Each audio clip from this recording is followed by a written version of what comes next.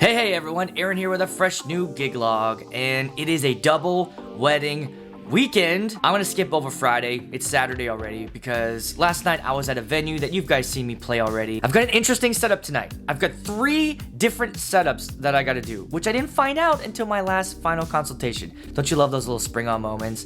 Oh, by the way, we're gonna have 4 guitars and 2 vocalists, and then all of a sudden, I'm from New Jersey. I'm also trying something new today. I am going to be using my EV30Ms at the ceremony, which I've never done before. That's the plan for today. Let's hit the road and got a big day ahead. Come on, let's go. Oh, if I could just go back in time and let that guy know. Aaron, you're about to have the hardest fucking dance you've ever had.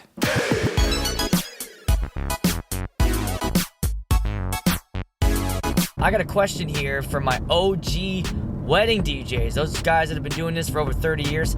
How the hell did you get to these barns that are like out in the middle of nowhere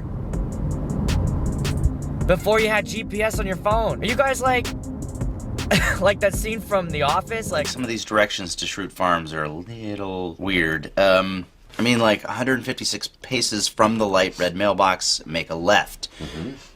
Walk until you hear the beehive. How did you guys do this? Leave it in the comments. I gotta know. Here's a plan. It's better than I thought. I arrived. We're here.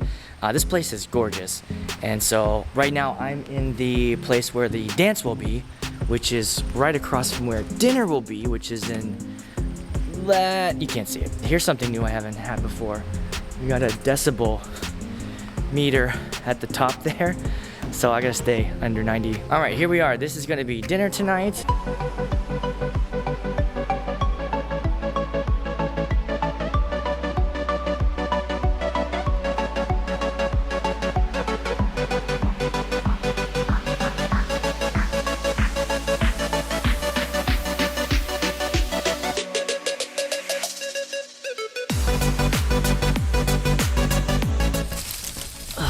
Hey guys, Aaron here. I'm all set up for the ceremony. Let's take a look.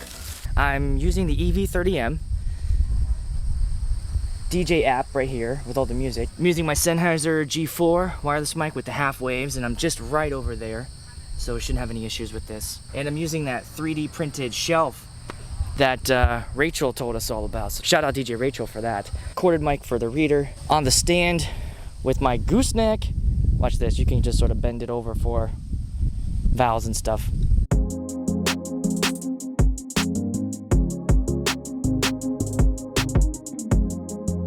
The EV30M as a ceremony rig, I'm happy. That was amazing. It sounded clear. It worked great. It was nice and loud. I did a wired mic, I did a wireless mic. Everything worked out great. My G4 sounded great outside. I had to push all the mics up, you know? I was like probably plus 20 on the 30M, but it was nice and clear and loud and no feedback. I can't ever get that kind of sound out of the S1 or the Maui. So yeah, I think this is gonna be my go-to rig. And you know what? I got a battery-powered power bank just in case I need to be battery-powered, like, but these guys have power right by the front there, right by the tree.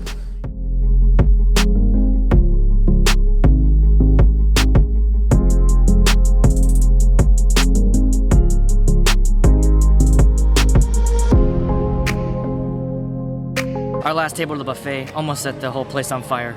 There's like candles at their table, and they literally like, I look over and there's fire at their table. So I go up to them like, hey, table 20, you guys trying to burn this thing down because you got last of the buffet? They were cracking up.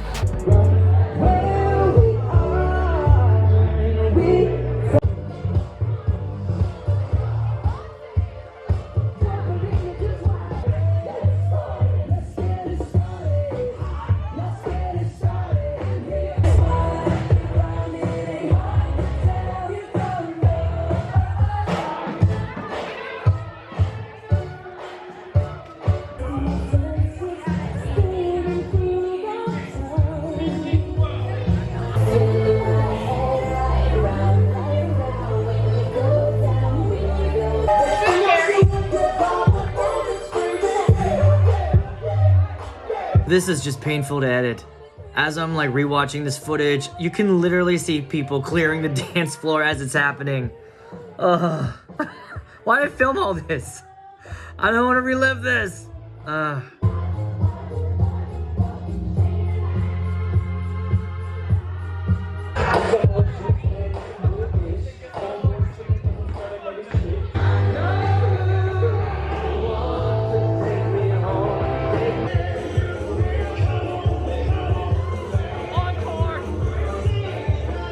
finally happened. I know some of you guys might have been watching my gig logs and thinking, man, when is this guy gonna have a dud? Well, Saturday was my dud. Because there were a lot of elements that happened at this party. Like, for instance, with the venue, I really couldn't get the lights dark enough. As you saw, it's brighter than I like it. You know, they had those string lights all around. There was no dimmer on those. And I actually attempted to just like flip them off. When I flipped them off, because we're in a barn out in the middle of nowhere, like the whole place just went black. There was a decibel reader across from me, and I could only be 90 dBs all night long. So that's a problem whenever you're playing a song that people like to sing and they can all hear their voices and they're just kind of like, oh, I'm not gonna sing along to this anymore. I had the dance circle. If you guys watched Nick's video the other day, which cracked me up with that little kid, for about 35 minutes, a full-blown dance circle with a kid in the middle.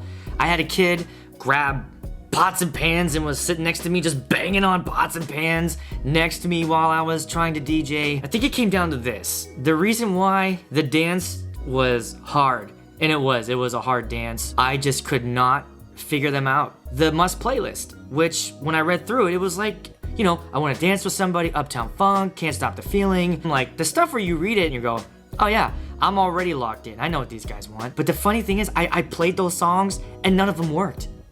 None of them worked. There were no bangers at this wedding. None. Because I would play a song and just nothing. So, out of that one. How about this? No. How about this? No. How about this? Yeah. And when the yeah happened, I'm like, okay. I'll let them dance to it. And I'm like, all right, well, if you guys like this song, then let me give you this one. You liked Footloose, let me give you Mambo number 5. Let me jump right into country. And nope. Guys, all night long, I could not string together 2 songs in a row that worked. A whole night. Until, and you know what I'm gonna say, the fucking end of the night. Isn't that how it always happens? When you have a dance like this, it's like, it was the last 2 songs, then everybody decides to jump on the dance floor. And I got on the mic, I was like, all right guys, I got 2 songs. And people were like looking at their watch, like, what the hell, what do you mean 2 songs? Like, yeah, I've been playing music for 3.5 hours. Where you people been? So I play Sweet Caroline, and then I played their last song of the night, which was Closing Time. Now, I know how this goes. I'm looking, I got a kind of a full dance floor. Everybody, the rest, like, everybody's gone. It's just these guys. Like, everybody here, that's all that's left of this party. I was like, oh, they're gonna give me the one more song dance. And it's like, okay. So I threw a song just in the deck, just in case. I have an intro outro version of Closing Time. So during the outro, I'm like, you guys have a good time tonight? Yeah. You want one more song? Yeah. You know you'll make me wanna shout, who am I? You know, and you know, that was the last song. And then as soon as it was done, lights off, get on everybody, get on your shuttle, boom, mic drop, turn everything off. Party's over. The learning thing for me is like in that moment to, maybe you guys can leave in the comments some suggestions, because it is so hard to not take that personal.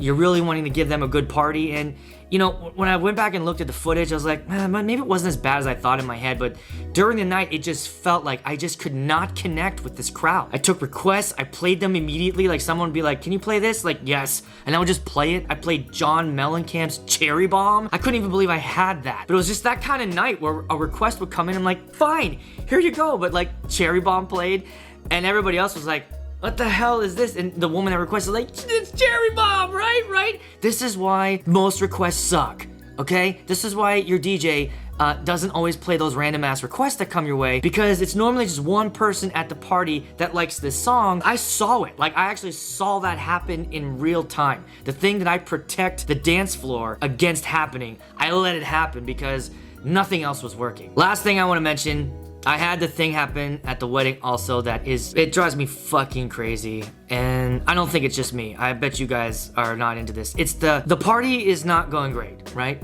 And I know this. I'm aware. So during this moment, when you're feeling this way, and that person comes up to your DJ booth in the middle of the song that is playing and is kind of working, and they lean and they look at you and they go, what's next? Fucking hate that. This is my response to that, so I don't get mad, right? It's like, you know what? I actually don't know yet. I'm watching you guys, I'm trying to figure it out, and usually that's a cue like, you know, get the fuck out of here. She wasn't taking that cue. It was just like, well, what are we doing? What's going on? And here's the problem. If I had a song in deck, and I told that person, okay, I'm playing this song next, they're gonna look at me and go, no, not that one, right? And I just can't handle that. I know that this isn't a great dance, and I'm trying. Guys, I am trying. Look at how much songs, look how much music I have thrown at you. I want you to have a good time, but do not stand over my fucking shoulder and judge the songs that are coming on next. Get out of here. Thank you so much, everybody that's been watching, connecting with me on Instagram. I love it. I just dropped a podcast. If you want to, I'll leave a link in the comments. It's called The Basement Mix, where I interview with DJ Ray. At the end of the interview, which is only about like 10-15 minutes, I put on like a 35-minute wedding mix. So